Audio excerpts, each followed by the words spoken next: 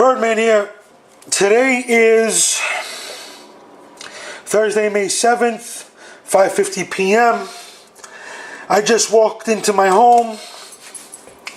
I sat in the ridiculous amount of traffic today.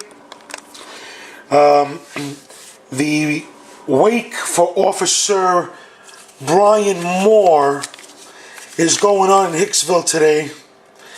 And traffic's a mess. May he rest in peace. May his family have my condolences there. And we thank him for his service. Officer Brian Moore died, shot in the face. And he was a very young officer, 25 years old, had 5 years on the force, which means that not long after he came out of high school, he went into the academy and became a cop at 20. So, rest in peace, Officer Brian Moore.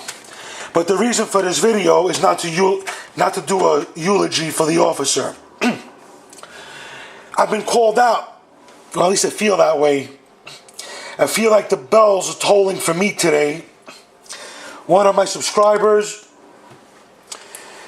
which I follow and they follow me also. I think he's gotten to know me. Well, not in the flesh, not in person, but he's gotten to understand Birdman. And I think he's figured out a few of my inner workings and a few of the things that make me tick. And because that's the way I feel today, and I got this feeling from a video which he posted up on Google Plus, and yeah, it kind of tweaked me. I felt like he was trying to reach out to put a screwdriver in my brain to tweak me. So with that, I'm going to take the bait and I'm going to play ball. Nah, mister. You going to fuck with me? I'm going to fuck with you right back. This is Ronzoni. It sounds Italian. You know, I'm married to an Italian woman. You know, when we shop, we try to shop things engineered, fabricated, built, made in the United States of America. I grew up with Ronzoni. Ronzoni is an American product of the United States of America. She grew up in America. We're both Brooklynites, former Brooklynites. She's Italian. She likes Barilla. But, as you can tell, this one also is a product of the United States.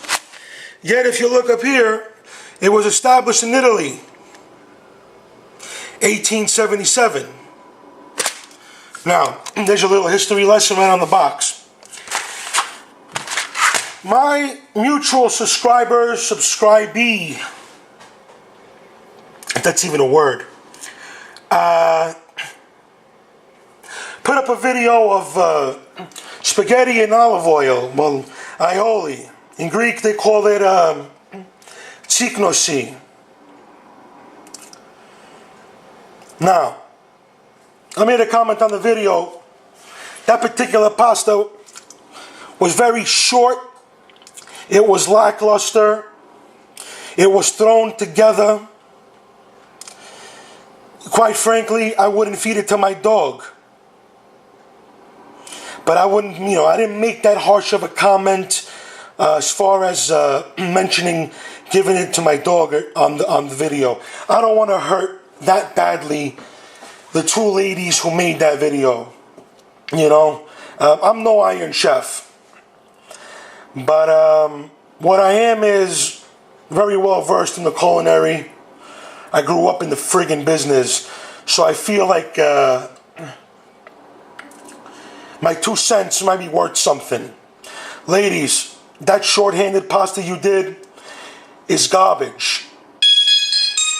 I can never make a video without my phone going off. If you look at every single one of my videos, this phone is going off. And I ain't answering it.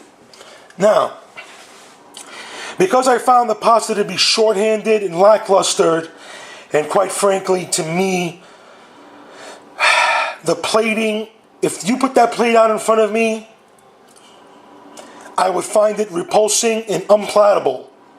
And I would push it forward and order something else from the menu. Or I would go into the cupboard and find me my favorite pretzels, and I would grab me some salami, and I would go to town with salami and pretzels. Now, that's a true story. I keep both on tap. Anyway, we're going to be building the proper spaghetti alla olio, alioli, chicnosi, however the hell you want to call it. We're going to build one in this video. Because that lackluster stuff that I saw over there, buddy, that don't fly around these parts. We'll be back. Alright guys, so we're going to start right here. You're going to put the pot of water on so it could start boiling, right? There's just a pot of water, and to the pot of water, you're going to add salt, like that, like kind of liberally like, okay? Me, the way I tell I have enough salt in a pot of water is when I see the crystallization right there, that's enough for me. To that same water, you're going to add olive oil. Just like that. Okay? And it's going to look like a late partier's trip session from the 1970s. That's what it's going to look like. Then you cover it and you forget about it. Then you need minced onion, minced garlic, minced oregano, garlic powder, dill. You're going to need the salt again, black pepper, oregano, capers, 2 tablespoons of butter. Okay? Now, I'm going to light this stove up. I'm going to let the butter start melting down. This is going to happen in low heat. Okay? Because if you go high heat, like some people suggest, you are going to brown, rather burn, before you can render the garlic and the onions down. You will burn it and you will not be happy. There's a big difference between burning and browning. Okay? So, I'm going to get to it. I'm going to put the olive oil in here. I'm going to let it start simmering down. And we'll be back in a little bit. Alright. So you see that right there? The butter has begun to melt. Alright. I just want to coat the pan a little bit. Remember, it's 2 teaspoons of butter. Alright. I'm going to lower the heat down.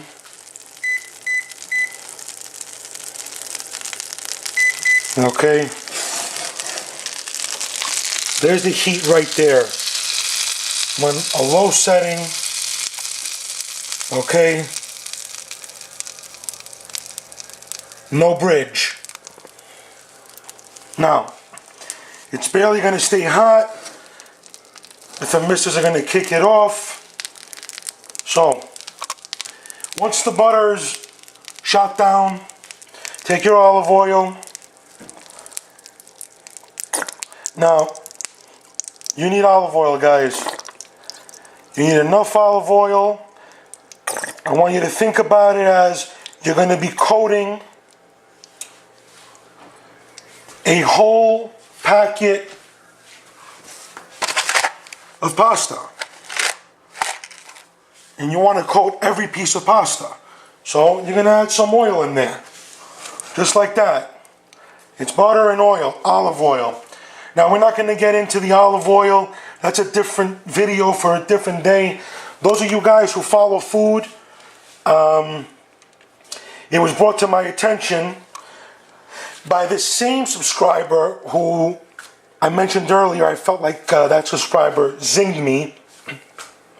It was brought to my attention by that subscriber that Bertolli, I think it was Bertolli,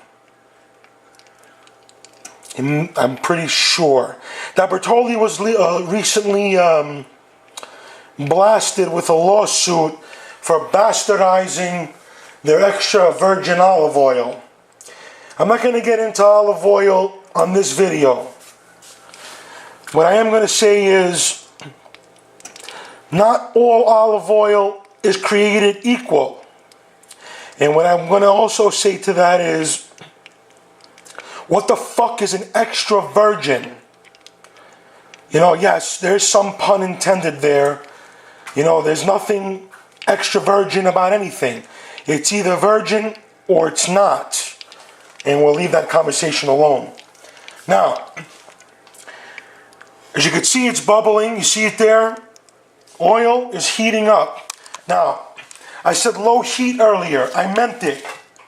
Those of you who know, know. Those of you who don't know, don't know. So I'm going to tell you here.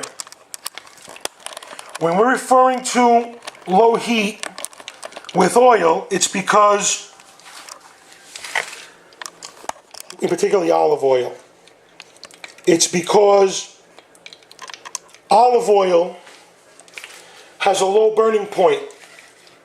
And if you attack it with heat, high heat, like some people say you should, you're going to burn the oil. Alright, onions go in. Garlic goes in. Now notice how my garlic was minced very finely. I'm going to tell you guys a short story. Very short. The thinner you can get your garlic, the more broken down, the easier it will become miscible inside of the cooking liquid. And the cooking liquid will begin to absorb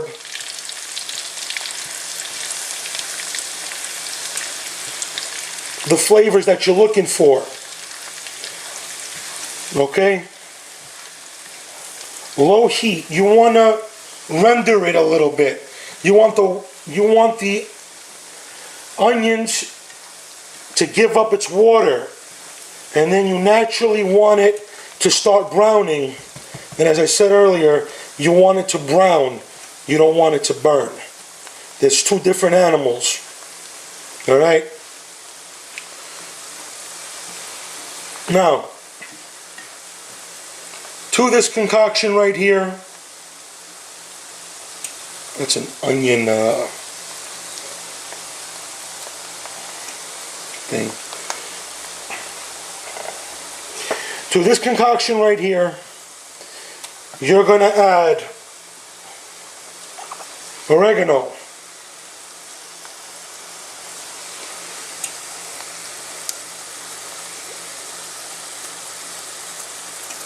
Okay? You're going to add pepper. Some people like red pepper flakes. It makes them much more spicier. And pepper flakes also have a crunchiness to them. I don't use it. I don't like pepper flakes. Only time you catch me with pepper flakes is when I'm adding it to either a hot dog or a hot sausage. You're going to use some dried dill. If you have fresh dill, by all means.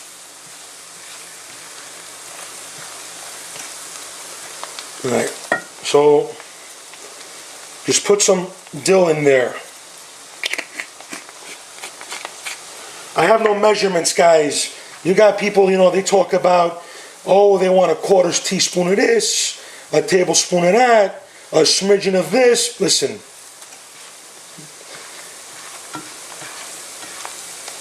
Just put some over there. And that's that. The next thing you need is a little bit of garlic powder. Because you don't got enough garlic, right? Well, yeah, but garlic powder also carries a little bit of salt. Just like a salt factor. Now, speaking of salt, we're going to add some. Here's more salt. Okay? Don't OD. You got people that I've seen on the internet who overdose on the salt. Again, it's not coming out. Do not overdose on the salt. Your water is salted. Your capers are going to be brined. And even when you wash them off and you rinse them down, there's still some brine there. Alright? You notice what's happening over there? Now, I'm going to let this chill out. Lower the heat down some more while I chop up these capers real quick. And you guys can't see it, but I got my capers right here. Okay. I'm going to, actually it's just enough for this one dish. Perfect. I'm going to rinse them out. Give me a second.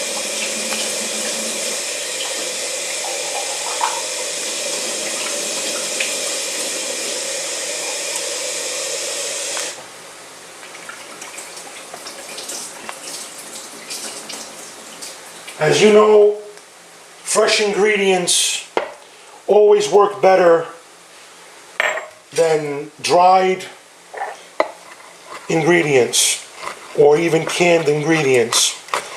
Guys, I'm in New York. I don't have a mountain sticking out of the ocean anywhere near me where I can reach over the side of the boat and trim some capers off the side of the mountain. If we was in Italy, or if we was in Greece, or Mediterranean, Aegean, yeah, we can pull a stunt like that. You know, we'd call cousin Gino over, or cousin Marco, or Spiro. We jump in the boat real quick, we take a 5-minute cruise. By the time you smoke a cigarette, you got the capers, and you come back, and you're good to go. Okay, so I minced down the capers. Okay, now I want to show you the thing over here. It's frothing up nice. Okay, it's giving up its water. It's good. You guys are gonna have a hard time seeing it. I'm gonna try to somehow produce it on the camera for you. You look at the onion, it's giving up its water slowly. It's rendering. The garlic bits, you're not seeing them anymore, really. Understand? But you saw me put them in there. Now, I was started to saying this earlier, and then I rambled off somewhere else because sometimes I just talk too fucking much. But there was a movie that came out a long time ago. I was a younger man back then, where one of the scenes they're in a prison and Uncle Paulie was shaving the garlic down with a straight edge razor, talking about how it melts in the oil. Well, a lot of people found that funny, like a piece of joke. Now, not all of us were laughing. And I'll tell you why. I grew up in a place where the guys that I grew up with didn't find that funny. The remark to that was, that's exactly how you're supposed to do it. Exactly how grandma makes it. And they wasn't laughing. You know, thick necks, gold chains like. That was supposed to be a joke. Most of the world found it funny. These guys didn't find it so funny.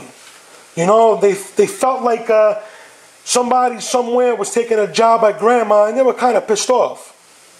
So I mentioned that to you because I'm of that school and belief. To have these oversized chunks of whole cloves of garlic in my pasta, I don't know how I feel about that, cuzzy. I just don't know how I feel about that. Now, if we're roasting garlic to make like a scordalia or scordaglia, you smooth it out, a little bit of chunkiness never hurt nobody. But in pasta, in all honesty, if we're making a fish salad, yeah, give me a little bit of garlic clove with a bite. I'm making a pasta. I don't want to see chunks of garlic. I just don't want to see it. And the guys that, you know, I grew up with from my childhood into adulthood, you put that stuff in front of them or in front of me, we're not eating that. We're just not going to eat it. Anyway, as you can see, this is happening over here. In a little bit, right before I'm ready, I'm going to turn this off. I'm happy with it. I'm going to let the froth die down. See that? I wish you guys could smell it. And turn that off. What I'm going to do is, right before I'm getting ready to serve it, I'm going to light this pan back up. Let it come up to temp. I'm going to drop my capers in it so my capers can take to the temperature. And then we're going to mix it all together. Now, tempering.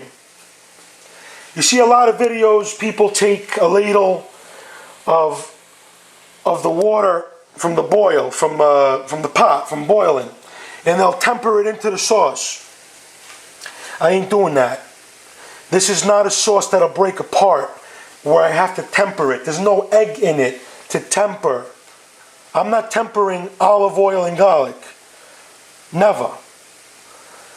What we do is we rinse the pasta out, the spaghetti out, and we don't overshake it.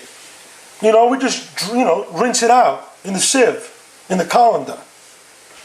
And then we put it together. There's enough moisture on the pasta to make this blend right, as opposed to adding a ladle of water here. All right, guys, let me check up on this water over here. All right, we're in a rolling boil, nice and easy. I'm going to put the pasta in here. We'll be back. All right, so I got the pasta in. I don't break it in half. A lot of people break the pasta in half. I don't. I like to swirl my fork. And for inquiring minds, no, I don't use a spoon. Okay, so I started this at 57. So we're going to go 10 minutes in and then check the pasta to see if it's got a good bite to it or not. This is cooling down. There's the capers. We'll be back. Alright, so the pasta's drained. There's the time. Okay, I just turned this back on to heat it up so we can add the capers. We'll be back when I put the sauce into the pot. We'll be back. Alright, so we dumped it out into the pot. Notice how it's shiny, nice and coated. Okay, you mix this all up in here. This way, every time you take a tongue full of it, you can see that everything is on the spaghetti. It's stuck to it nice. Okay, so what I'm going to do is I'm going to plate a plate, and we'll be back. All right. So let's do it this way instead. How I do it is I take some palm cheese, grated, and I put it on the bottom of the bowl. It don't matter, top or bottom. It's going to all be mixed up anyway. Okay? I just happen to like to put it on the bottom. Then what I do is I take some pepper and I bottom it at the bottom of the bowl.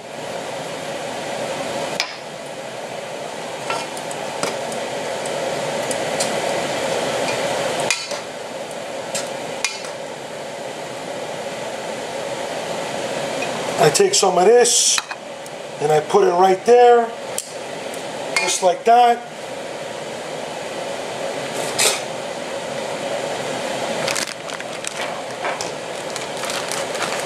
Man, it looks good, huh?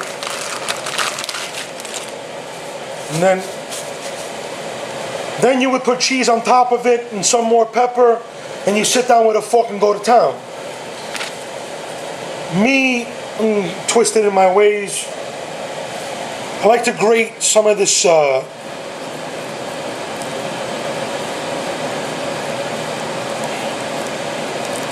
cholesterol-filled, extremely fattening, heart attack special Greek cheese on it. For inquiring minds, the cheese that you just saw me grate is a cheese called Casseri.